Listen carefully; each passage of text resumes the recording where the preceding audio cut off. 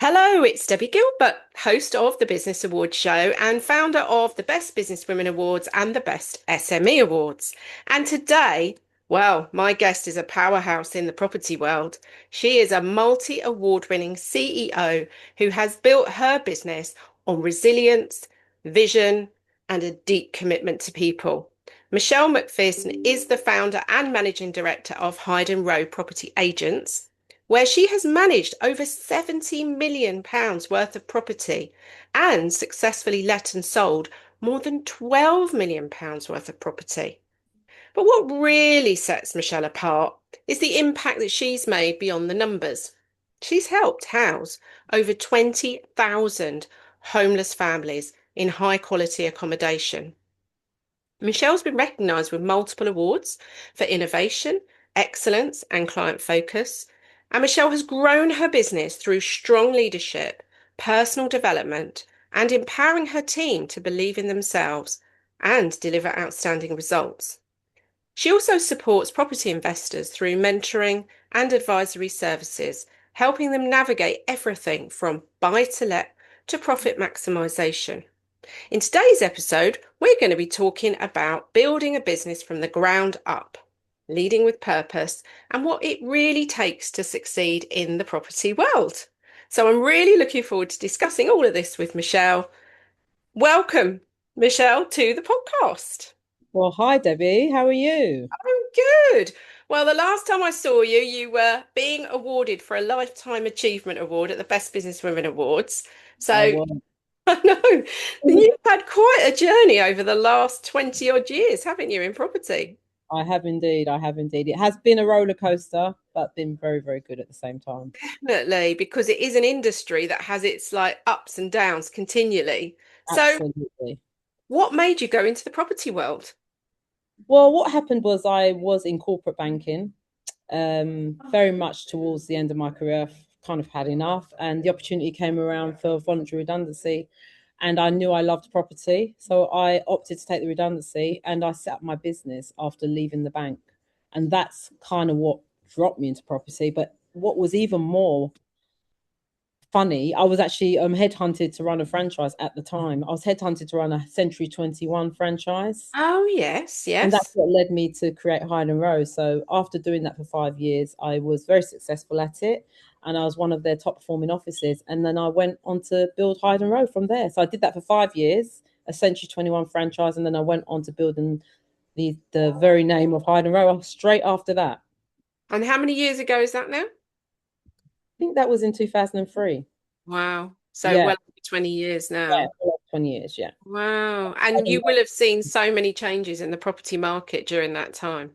So many changes, and the most ultimate thing is I've seen so many agents come and go in that time. Yes. A lot of come and go, a lot of haven't had the resilience or haven't been able to keep their businesses going, and they've gone, and we're still here and growing and doing more. So that, Why do you think you're still there then? I believe it's the resilience, achievement, to keep going, the strength, the empowerment of the staff, the growth factor. I love growing, and I'm very innovative. I like to do different things, and I wanted to create a bespoke agency. I didn't want to be the same as everyone else, which is why I created the homelessness.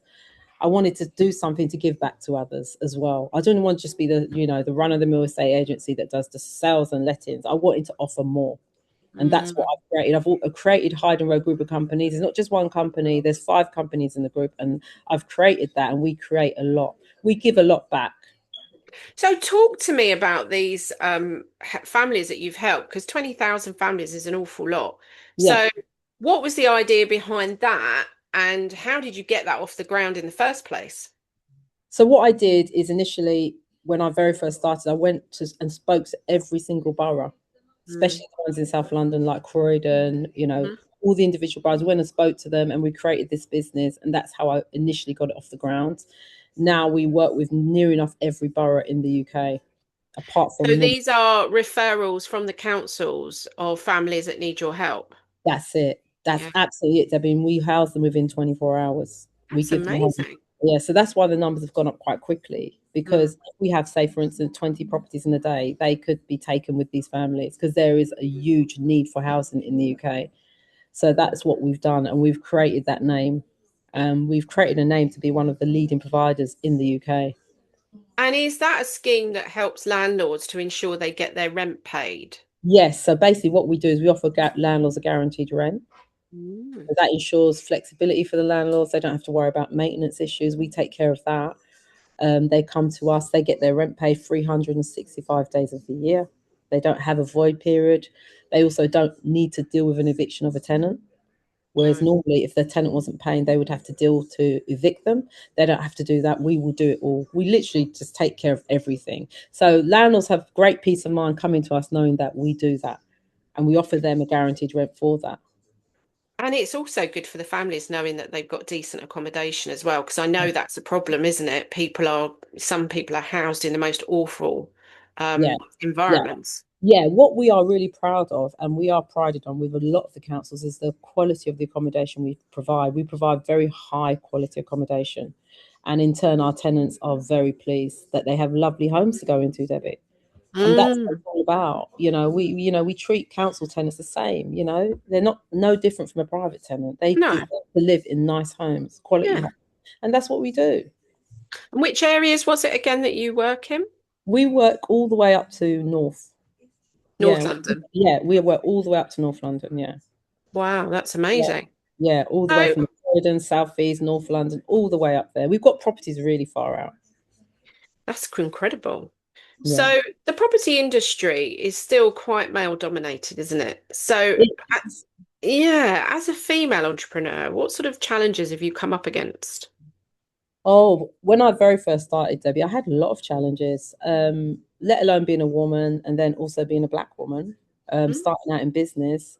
It's one of the reasons that I launched my book. So I'm the author of The Female I Am. I launched that book because it really tells people how I started and how I struggled in the industry Mm. to get over all those barriers. And you know what? After 20 years plus, I'm still in business. Mm. But it wasn't easy back in those days. Those days, it was like people came in, they expected to deal with a man. A woman? What? I used to get all sorts of comments. There's no way she can be the CEO. Absolutely no way. Well, how can she be? She's young. She looks too young. She's a woman. All sorts of comments, Debbie, I used to get back in the day. It was really tough. Mm. What? I used to not let it get me down to the Mm. point. There was a point, and some of these things are in my book that I didn't even want to put my face anywhere because this is what people saw, and they were like, they just couldn't believe that a woman, it was led by a woman. An estate agency led by a woman was what unheard of. When I started, Debbie, it was unheard of. So I was the only black lady and female lady. Wow. Back in 2018 and 2019, I got awarded CEO of the year out of 12,000 businesses. I got awarded 2 years in a row. Um, and a lot of it is to do with that because it's quite a hard thing to go into business Mm. knowing that it's a male dominated industry. Yeah, and also, like you've highlighted, being a black woman as well. So you've had both of those things Yeah, thrown at you and you've had to fight your way through, which is yeah, so impressive yeah, because we have to lead the way sometimes. And no doubt you've inspired other women to take that path. yeah. Um, so if people want to start looking at maybe renting property out or investing in property, I mean, what sort of mistakes do people make that Yeah. you've seen? So if you want to invest in property, you've really got to look on your return on investment. Yeah, Some people, they're trying to invest, but they overspend. right. So I think be very careful with your area choice. Mm, Not every area works. Some mm, areas don't deliver the rental demand that you would expect. So be very careful. Make sure you're choosing the right area if you want that return. Buy to let is something now that is not as easy as it used to be. You used to have no. good returns as a landlord, but now it's becoming very diminishing. So landlords are very disheveled. They're very disappointed now. There's a lot of laws coming in. I'm sure you would have heard about the renters' right all coming in. So they've got to make the right choices. And as a first time buyer, make sure you make the right choice as opposed to, for instance, you've got new build properties as opposed to Victorian conversions. The new build ones are the ones with far less profit. Mm. It's things like that. There's It's lots. interesting because you Yeah, wouldn't have thought that. yeah, I wouldn't have thought no, that. yeah. There's lots and lots of little tips and things like that we can give away, but it's just making the right choices because the wrong Mm. choice can cost you a lot of money. Well, yeah, because you could Yeah, end up with a property that you can't rent out or that's costing you a fortune to run it. yeah, that's right. Mm. Absolutely. And then you've got the variations. We offer a thing called service accommodation, which is amazing. It takes you out of the renter's rights, and Oh, right. yeah, Okay. it will take you out of that altogether, and you save a lot more of your profit. So that's something that we're speaking to a lot of landlords about. Tell me more about that then. What's that? So basically, service accommodation is when you put your property for let on a short-term basis. So it will be Okay. let to contractors, people flying around the country, people wanting a much more short-term stay. And we advertise with the likes of Airbnb, Booking.com, Your Rentals, all of those type of channels. And we also get a lot of direct bookings from hospitals, insurance companies. So we do that type of thing. We run those for landlords as well. And what it means is, again, it takes you out of the renters reform, and it can also take you out of Section 24 so that you keep a lot more of your profits on a Tell short people basis. tell people about Section 24. So Section 24 is, I don't know if you heard of capital allowances and things like that. Not a lot of people still don't know about it. Mm. But this is when you have to pay a lot more on your returns and your tax, and you're keeping a lot less profit Mm. in basically short-term basis of saying it. So you're keeping a lot less profit of your money. So if you put it on a short-term basis and there's a way of managing it, you can get to keep a lot more of your money, a lot more than keeping it on a natural buy-to-let basis. So Section 24 works alongside with the buy-to-lets, whereas on service accommodation, it works as a commercial contract. So it's totally different. It works as a commercial contract, and you get to keep a lot more of your profits. So So what I'm hearing from you, Michelle, is it's quite complicated, and that really, if people are thinking of buying a property to rent it out or have a property that they want to rent out, that they should sit down with somebody like you and talk through all the options first. oh, absolutely. There's Yeah. so many. We offer quite a few different options. So, for instance, the service accommodation is one. We also do a lot of company lets and corporate lets, where again that will take them out of the Section 24 because company lets and corporate lets don't come within that act. So Ah, there's many options we can sit down and discuss with landlords and help them. yeah. So don't just go headlong into it. Come and talk to somebody like you first. That's really interesting. Yeah, we've got a lot of landlords are doing that, and we've also got some opting to sell because they just had enough. Mm. All the Yeah. different things that landlords are being impended with, so they've just had enough. They've just decided to sell, and we also do that as well. We're great at sales, and we've got a very big sales department. And how is the property market at the moment in April 2026? Property market's okay, providing you are realistic with your pricing. Mm. We price our properties to sell. We don't price properties to sit on the market. So providing they are realistic, our vendors come to us and we are very honest. We're not one of these agents that want to list for it to sit on the market. We want to sell for our vendors. So providing they are realistic with pricing, it sells, Debbie. Are you still getting people that just won't listen to your advice and want to Oh, put their absolutely. property? Yeah, Yeah. yeah. That And must be those are frustrating. it's very frustrating, but the ones that don't listen are the ones that sit there. Or Mm, when we say to them, listen, it's not going to sell for that. no. But they just want to put it on. But sometimes what they do, Debbie, is they damage it by putting it on too high. Then when it is lower, people don't want to look at it because they feel, well, Mm, what happened? Why has it been reduced? It's better to just put it on the right price straight away. Don't mess mm. about the pricing because you know what? People aren't silly. They look and they'll see. Because there's still a shortage of housing in London, isn't there, with the numbers of people that are Massive, looking? Yeah. massive shortage of housing. Mm. Massive shortage of housing, Debbie. Yeah, and this is why this is like a real crisis in the UK at the moment with the shortage of housing. There really is, and it's one of the things what I wanted to create there. But I didn't want to be just the run of the mill estate agency that just does sales and lettings. And I always think it's very important that you have a solid business structure. That if, for instance, sales and lettings doesn't do very well, that you can fall back on. So what I created with my social housing part of the business is a solid business, very solid, Debbie.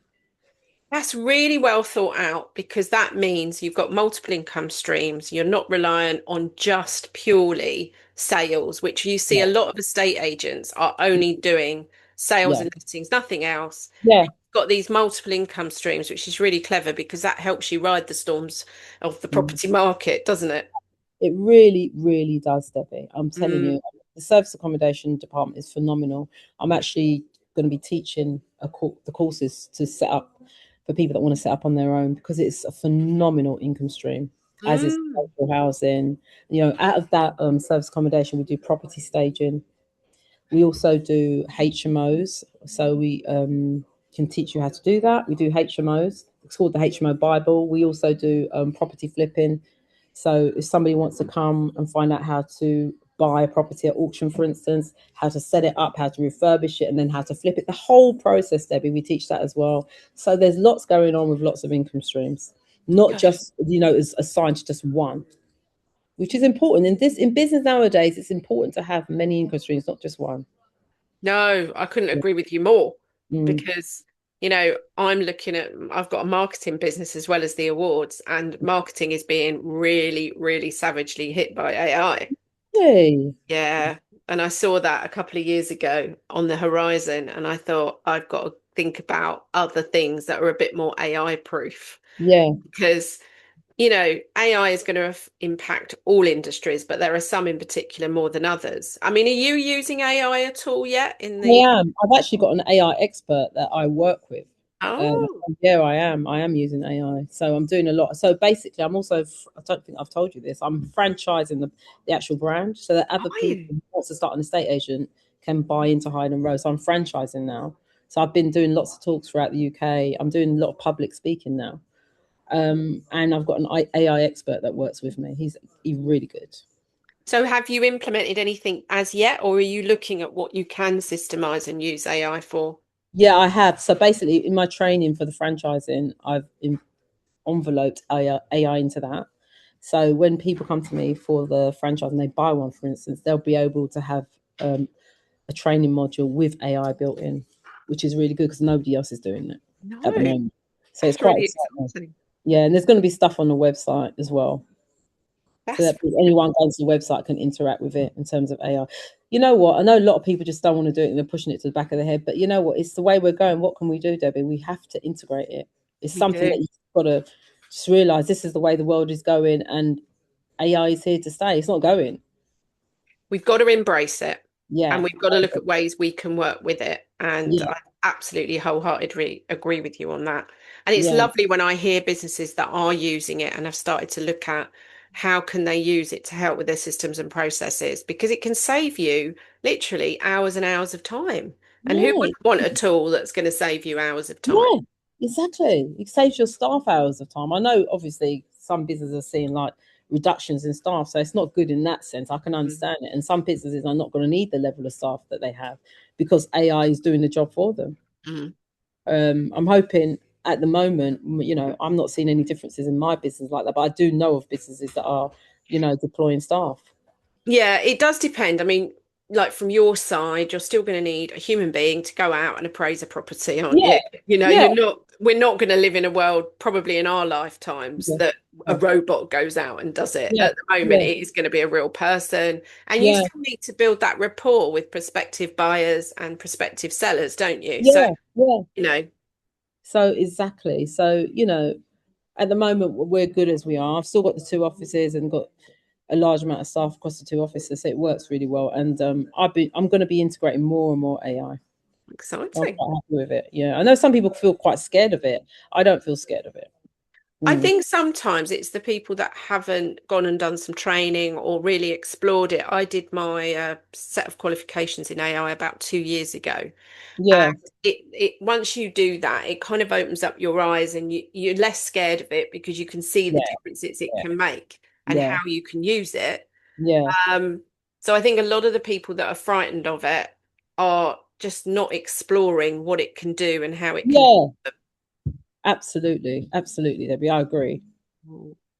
Right, well, let's talk about awards. So, you've won multiple awards for innovation, excellence, and client focus. And what do these awards mean to you personally, and how has the business benefited from awards over the years? It gives people a sense of belief and trust in what Mm, they're dealing with. I find it makes the company much more stronger. And hmm because of these awards, it seems that I'm getting more awards all the time. I mean, some of them are just like, no, but some really good, credible awards. And you know what? When people are coming to you, they know that they're dealing with a company that they can trust, and it's a strong company that's backed by awards. It actually means a lot. It means a lot to people that a company has won awards. And it's Mm. a lot about the people working for the company, let alone me. I always give my praise to my staff as well, because they do a really, really great job. But that's basically what it shows, isn't it? It shows you Oh, about the CEO and the staff. I think as well in your industry, trust is something that really is quite critical. I mean, in Yeah, any business, it's critical, but in yours especially, because it again, is.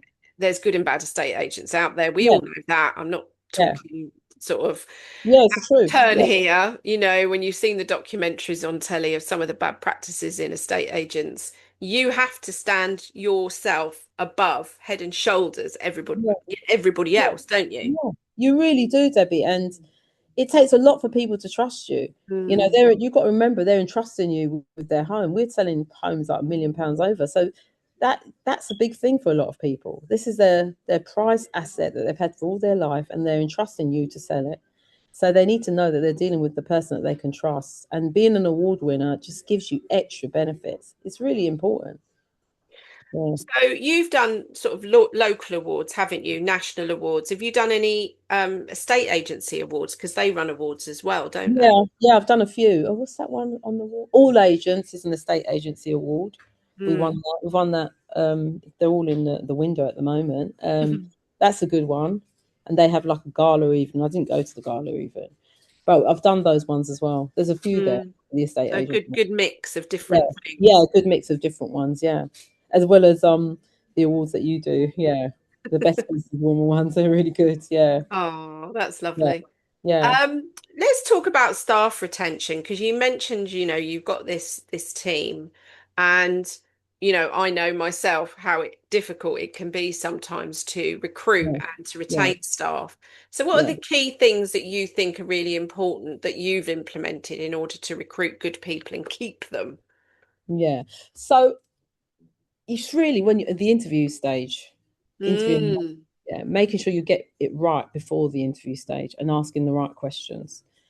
And believe it or not, personal life has a lot to do with it when you're interviewing people because that their personal life will have an effect on the job as well. mm, So you've got to make sure that it all matches up, really. mm, And you've got to make sure that whoever you're taking, for instance, we're a property industry. So mm, there's no point in taking somebody that, wants to be an architect or it doesn't really want to be sitting in an office. It's got to be the right person that's passionate about property. For instance, if I was recruiting someone for sales, someone really needs to have that right experience, Debbie. mm, Architect is great, but they might not want to go out on sales. I have people applying for jobs like that. Believe it or not, a sales negotiator, but they could be like a retail shop assistant. They've not got the right experience. And, mm, I've made mistakes in the past where I've given people jobs that just haven't been right for the roles. Specific roles, for instance, like a lettings or sales, it needs to be specific. Administrator, it's not so bad. You can mm. train. Yeah. So you can Can train. you train anyone to sell a house? Yeah, that's the thing. You can because people start from nowhere and you can train them, believe it or not, but they've got to be the right type of people with the sales knowledge. They have to have some sales knowledge. If not, they're not going to like it. They've got to be a sales type of person. It's so important when you're recruiting for sales or a lettings role because it involves selling. Or when you're recruiting for the franchise, even it involves selling. If they're going to have a team and have a sales and lettings team, and they don't even know how to sell themselves, they're not going to make it past a few months. No. And you So don't want failed franchisees, do you? no, no. So I have to be very picky who I'm choosing, but you have to choose the right type of people that have that sales mentality, Debbie. Mm. Yeah. And I think, you learn so much from recruitment, who's right and who's wrong. Oh my gosh, it just hits you in the face. You know straight away that person is not right. And you know when the person is right. And what about the good ones? How do you keep them, Michelle? Looking after them, looking after them how people should be treated and treating them how they should be treated, how you would want to be treated, really. Staff retention, bonuses, you know, all of that sort of thing. Just any sort of enhancements Mm. that makes them feel special, really. Yeah, because it Oh, can be difficult keeping people these yeah, days. yeah, I hear that all the time. I hear that Mm. all the time. I mean, a lot of my staff have been with me a long time now, and it is about the retention. It's best if you can to keep. Don't get me wrong. Sometimes it's not. Sometimes you have to move on. Mm. But if you can retain, that is the best thing. And when someone comes to see me, Debbie, for an interview, I always look at how long they've been at a role. That means that Mm. says a lot to me. And if they've jumped around 4 or 5 times, I don't even bother. They don't even get to come and see me. No, because it's a risk, isn't it? Because Well, it's normally because someone's they're been, job hopper, aren't they? if they've been in a role 6 months to a year each time, I'm the same as you, Michelle. I'm a bit like, Yeah, no, exactly. No way. If I someone's can't. yeah, you just don't do it, you know. And then sometimes, for instance, they'll email me and they'll say they try and give a good excuse, but you're like, no. No, you just get that feeling. And it will be like, well, I've got more experience because I've been around all these different companies. No, you should have stayed in one place. And I think it doesn't help because I'm a very committed person, and I was with my previous employer before I started my business for 16 years. I stayed with one employer before I even started a business. And I find it shocking when I see so many changes on people's CVs. I just can't believe it. But you do see it. You see it. I see it so much, so much. And I call them job hoppers. You What a say good in compliment. marketing, just the Yeah, same. Yeah, yeah, yeah, same thing. yeah. Yeah, It's yeah. not. It's not a great thing to job hop. It's not because No. sometimes things do get hard, but you have to push through it. And if you're not, maybe you're in the wrong job or Yeah, maybe in the wrong company. But if you keep job hopping, you'll never find out if you don't stay long enough. exactly. You just got to push through, and you've got to, Mm. take the rough with the smooth. That's how it goes. Doesn't mean you just job hop. No. You try, don't you? You work it through, and you try your best. And that's what I like seeing people. I like people. I'm a people person, without a doubt. I love people anyway. Well, And you've got to do the job you're doing. I know, Mm. absolutely. And I like seeing people do well. I like seeing people improve. I like seeing people, me push people through. And I've got Mm. quite a few like that here that I've pushed through the ranks. Now, Yeah. you're known for great customer service, and as someone who has bought and sold, I think we're on about 13 properties now. I've had a Yeah. very mixed experience with estate agents over the Oh, years. really? Oh Yeah. yeah. I've had Yeah. some brilliant experiences Yeah. and I've had some not so brilliant experiences. So Yeah. talk me through what it is that you do with your customers that makes them feel special, and how do you look after those customers from the minute they contact you till the day you Yeah. sell their Yeah. property? Yeah. So what it is, we are very different to, for instance, the corporate agencies, because what we really pride ourselves on, Debbie, is a client care. The client Mm, care is the most important things, which I think a lot of agents fall down on. So from the minute they call Hyde and Rowe, they've got a welcoming voice, and we register them on the phone, and we make them feel special. So they'll speak to that initial person, and then they'll get another call from one of my managers. So it will be either Arif or Malcolm that will call them back, and we'll actually make them feel special because they're the seniors in the business, mhm, apart from myself. And they will go through like exactly what the vendor is looking, whether they're looking to move, they're downsizing, whatever the case may be. They run through everything, and then they will personally tell them that it will be them coming to see them for the valuation. mm, But what it is actually, Debbie, after it's what happens after that. So once you get the instruction and it's on, you've got to make sure that you are in touch with that vendor on a weekly basis, sometimes mm, more than a weekly basis. mm, And as I say before, we really pride our landlords and vendors knowing that we price our properties to sell them. So we are going to be in contact with them all the time. It's in our interests to mm, sell a property. I never understand these agents that just take properties on to list them. mm, No, we are independent agents. I know myself, I can speak for myself. We take properties on to sell because that's how we make our money. So if we're mm. not taking them on to sell, what are we doing? So we Yeah. need to look after our clients. It's really important. So we create a bespoke marketing package for our clients, and we Mm, treat them with the care that they really do deserve. They're coming into nice offices. I'm always getting feedback on the staff from my vendors who, they all say that, I'm always welcome with a smiling face, Michelle. It's just so great to see. So, we always get a review at the end to make sure, people are happy. And it's going really well, Debbie. They are really happy. And we do go over and above. We go mm. over and above, we work late hours just to make sure these sales are happening. Shall I It's tell you what happened to me when I picked the keys up for this house? So I moved here 3 years ago. Yeah, And I went into the office, obviously, in the town centre to pick up the keys. And I walked in and the woman was on the phone. There was only one person in the office.